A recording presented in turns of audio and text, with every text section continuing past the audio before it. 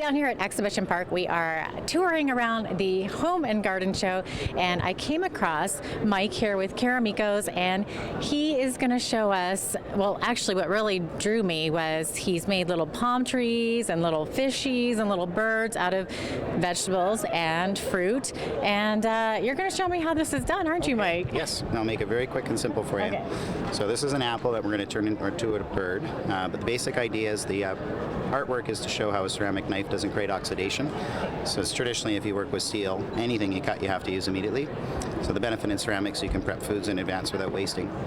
I most like the idea of the knife because it actually retains sharp. So I've just removed a little wedge, replacing it back in, and I've reversed it the opposing way, so that way it makes it flare out more like a bird or a wing. And if you're eating it, make them nice and thick. If you're doing it for display, make them nice and thin. But I do this for the idea of kids, because when you make food more appealing to eyesight, it's more appealing to the appetite. And the idea with kids at home, if I make the food look fun, they tend to eat more. Nice. It's just almost true with everyone. But as the idea goes, if you can cut food and you know it's not going to turn brown, you don't mind taking time to make things like food art. Yeah, now you mentioned something very interesting, something I didn't know, maybe a lot of people do know this, was that you're cutting it with a ceramic knife, and these little cool little animals, they're not turning brown the way that normally your apple would turn brown. Yeah, this is one of the best examples we show is with avocado. This has been out since we started the show today at 1. Presently, I think it's about 4 p.m., but there's no browning, and that's because of the material.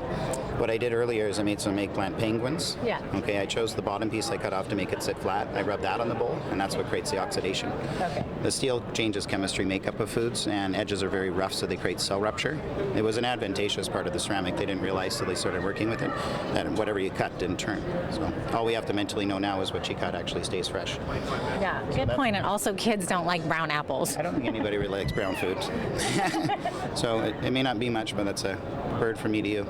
It's a very beautiful little birdie there. Isn't he cute? Little apple bird. Thank you so much. Appreciate your Yeah, time. thank you so much, Mike. All right, we'll have more coming up from Exhibition Park.